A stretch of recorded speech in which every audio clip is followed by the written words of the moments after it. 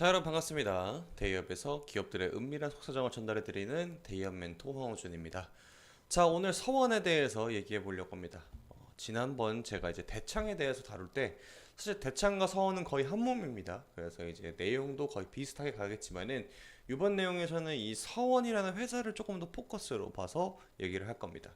먼저 투자자들마다 이 기업에 대해서 가치를 어떻게 재단을 할때 명확한 가이던스가 딱히 없습니다. 생각이 다 일치가 되지 않아요. 그러니까 매수세 또한 들어오지 않는 것도 어떻게 보면 당연하고 가장 큰 요인으로 꼽히고 있는 구리 가격의 변동이 있죠. 요거는 한동안 회복되기가 더욱 어려운 상황이기 때문에 계속해서 힘든 상황이 연출될 수밖에 없다. 이게 장기화가 될 가능성이 있는데 그것에 대해서 한번 알아보도록 하겠습니다. 바로 시작할게요. 자, 봅시다. 회사의 매출을 볼 때 사실 대창 걸 제가 갖고 왔거든요. 왜냐면 서원은 일부 그냥 이제 따다가 나머지 이렇게 납품을 해주는 그런 느낌이고, 대창이라는 회사가 이 서원이 이렇게 있으면은 그 밑에 대창이 있어요. 그래서 이제 회계 보고서가 올라올 때, 분기 보고서가 올라올 때 같이 올라옵니다. 종속회사로 해서. 그래서 사실 그냥 대창 걸 보면 됩니다.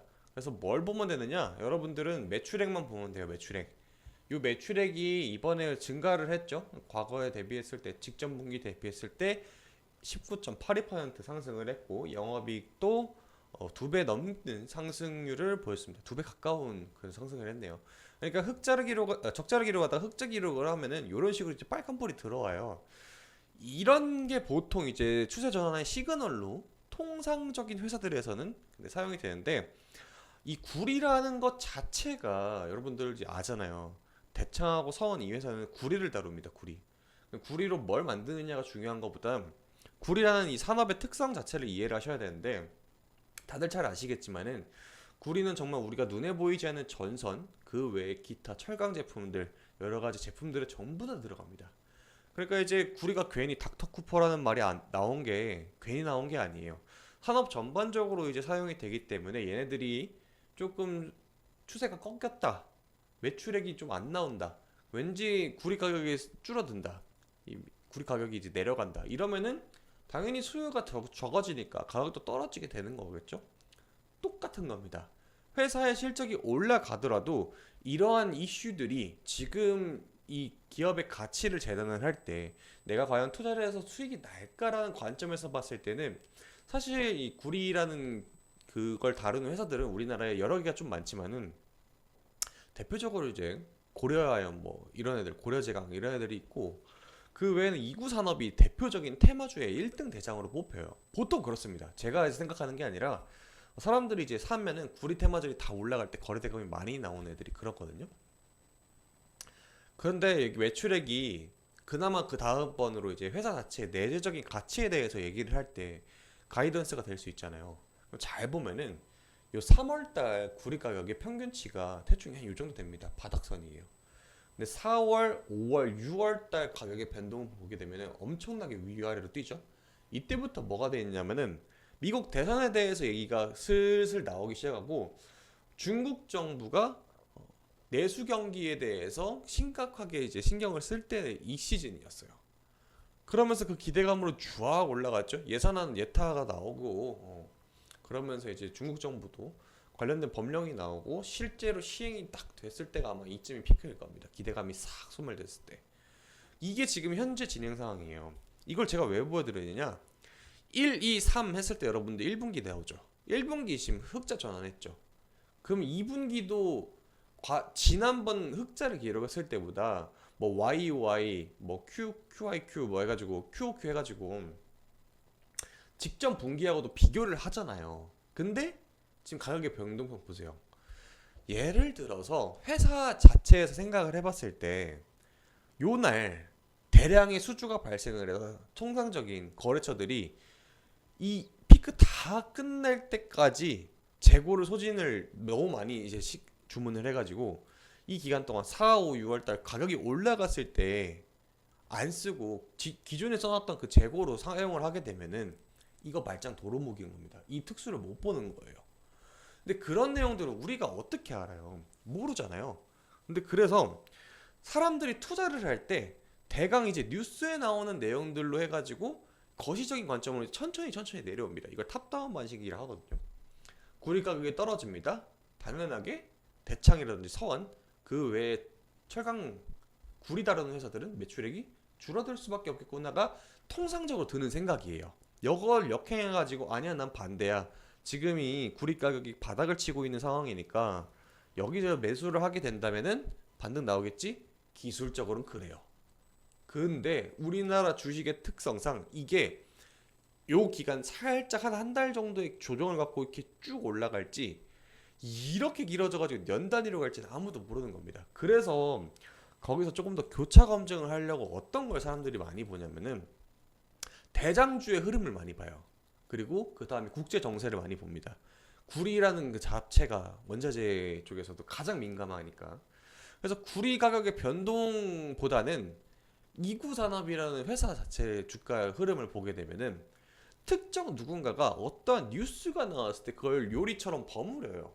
그런 다음에 주가를 띄운 다음에 팔고 나갑니다. 이게 정확하게 딱 보여주는데 여러분들 이거 스팸 관여 과다 종목이라고 지정되는 거 간혹 보셨을 거예요. 이게 뭐냐면은 우리 문자로 받았을 때 다음날 급등주 알려드립니다. 이런 사기꾼들 전화 엄청 오잖아요. 걔네들이 진짜 그네들이 알까? 그거 알면은 지들이 해서 했겠죠. 그거 다 사기고요. 아무튼 요런 문자가 과거 평균 대비했을 때 많이 오는 날 한 3회 정도.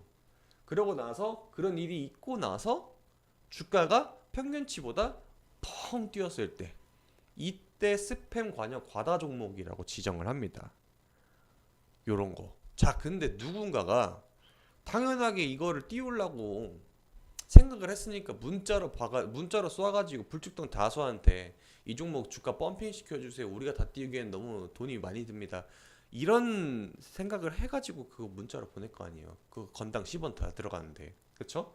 상식적으로 생각을 해봅시다, 여러분들. 그러면은 당연히 기업의 내재적인 가치보다 사람들이 광기가 모여서 주가가 상승하게 되면 빠질 때는 어떻게 될까? 훨씬 더 빠르게 빠지는 게 이 시장 바닥의 원리인 거예요. 그래서 제가 지금 오늘 영상에 대해서 얘기를 할 때 이 회사에 대해서 얘기는 하나도 안 하고 있잖아요. 이 산업 전반적으로 어떻게 가는지. 안타깝지만 제가 진짜 뭐 반도체라든지 다른 섹터에 대해서 회사의 내재적인 가치 얘기를 할 때는 그렇게 하는 게 맞는데 이 원자재 시장 쪽은 꼭 유독 더럽습니다, 정말. 그리고 이런 거시적인 환경에 대해서 영향을 너무 많이 받아요. 자, 지금 제가 기사 하나를 갖고 왔죠. 트럼프 재집권을 했을 때 60% 관세 부과하면은 중국의 경제 성장률이 반토막 난다라는 내용입니다. 중국 글자가 빠졌는데 다음번에 제가 채워 넣을게요. 아무튼 요거를 보게 되면은 사실 우리가 중국을 싫어할 수밖에 없지만은 역사적인 걸 봤을 때 그간에 이제 해놓은 거 하면은 중국이 가장 큰 소비처예요. 우리나라 어떤 모든 제품들에 대해서. 워낙 이제 땅덩이가 크고 바로 옆에 있다 보니까 중국 입장에서도 우리나라 거 안 쓸 이유가 없잖아요. 부족한 부분 사오는 거고 내수되는 거 내수 쓰는 거고. 그런 만큼 지금 이제 중국에 대해서 어떻게 관세가 부과가 되는가 이게 상당히 중요한데 과거 사례를 들어주면은 2024년도 4월 달에 바이든 정부가 중국에서 태양광 패널들이 계속 미국 산업을 해치니까 관세 3배 부과했습니다. 3배. 그렇게 어떻게 됩니까? 그래가지고 동남아 4개국으로 몰래 이제 택가리 해가지고 빼어다 그것도 걸렸어요. 그래가지고 그 남은 재고들 어디로 왔을까요? 어디로 왔을 것 같아요, 여러분들? 우리나라로 다 들어왔단 말이에요. 그래서 우리나라 태양광 산업들이 올해 자체가 그냥 계속 내리막길을 걷고 있는 이유가 이겁니다. 요거예요. 근데 철강이라고 안 그럴까요? 철강도 관세 부과하고 있어요. 3배예요, 그것도. 근데 지금 대선 어떻게 가고 있습니까? 트럼프랑 이제 해리슨으로 가고 있잖아요. 해리슨 누구예요? 바이든 뒤에 이어 나온 사람이죠. 그러면 요거 법 그대로 가겠네? 근데 반대로 트럼프가 돼요. 트럼프 어떤 사람이에요? 사업가잖아요. 이 얘기 누가 했어요? 요거 트럼프가 한 거예요. 중국 죽이겠다 이거. 그래서 지금 전반적으로 시장 상황 자체를 보았을 때 회사 자체에 어떠한 메리트가 없다라는 겁니다. 더군다나 가장 큰 거. 이거는 우리나라의 특성인데 회사를 증여를 시켜줄 때 그러니까 이분이 아들이 있을 거 아니에요. 조시영 대창그룹 회장님의 사진이거든요. 이분이 서원의 대주주로 있어요. 서원의 대주주로 있어요. 근데 아들을 낳았어. 회사를 물려줘야 될 거 아니에요. 그쵸? 그 아들 두 명이 있어요. 조경호, 조정호님. 이 두 분이 계셔요. 지분 7.16, 6.57 있어요. 이걸로 회사 증여받을 수 있어요? 못 받아요. 20% 넘어가야 돼. 그 조시영 대창그룹 회장 저분 봐요. 머리 염색했겠지만 당연하게 여전히 정정해요. 우리나라 오너들이 대부분 진짜 그 건강상에 큰 문제가 생기는 거 아니고 애초에 승계 작업에 대해 준비가 다 된 거 아니면은 엄청 오래 운영합니다. 그게 편하거든. 그리고 여러분들 상속을 할 때 뭐가 발생해요, 여러분들? 상속세, 증여세 발생하잖아요. 회사 규모가 좀 큽니까, 여러분들? 몇백억 단위의 회사를 물려주는 과정에서 이거 세금이 어마어마하게 박 터지잖아요. 이걸 아끼려고 하면 뭐가 돼요? 주가 누르는 수밖에 없어요. 누르는 게 의도적으로 매물을 시장에 던지느냐? 그게 아니라 그냥 가만 냅두면 됩니다. 그럼 사람들은 지쳐 쓰러져 그거겠죠. 그럼 다 이제 개인 투자자도 패닉셀. 그 패닉셀 나오니까 개인 투자자들 외에도 외국인 투자자, 기관 투자자, 개인 털어먹어야 되는데 개인이 없는데 여기 왜 와요? 그렇죠? 그렇게 시장의 바닥을 계속 뚫고 갈 때까지 그냥 놔둡니다. 뭐하러 회사에서 언론에 보도를 해가지고 홍보를 해줘요. 매수세 올라가가지고 주가 올라가게 되면 세금 더 나가는데 상식적으로 생각했을 때 그러잖아요, 여러분들.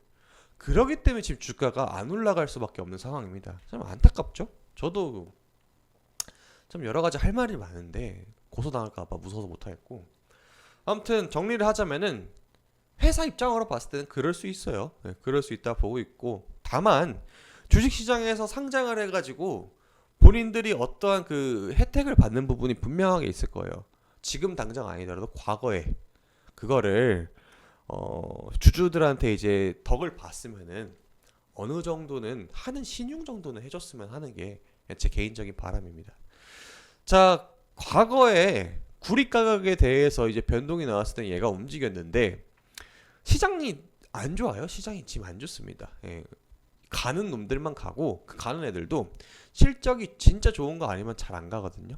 그런 상황 계속해서 영출되고 있으니까 당분간 여러분들 이런 섹터 말고 잘 가는 것들 좋은 애들 많습니다. 애초에 그냥 현금을 쥐고 있는 것도 좋아요. 왜냐면은 시장이 혼탁합니다. 올해 11월이 되게 되면 미국 대선에 대해서 결과가 나오겠지만은 그 전까지는 사실 가만히 있는 게 수익률 면에서 아주 우세할 수 있어요. 실제로 여러 증권사에서 지금 실전 투자 대회를 하고 있거든요. 가만히 있는 사람이 상위 1%예요. 빵 퍼센트. 수익률 빵 프로. 진짜로 거짓말이 아니라 여러분들. 그만큼 지금 어려운 시장이기 때문에 한 번쯤은 좀 되돌아보는 시간이 있었으면 좀 더 좋을 것 같습니다.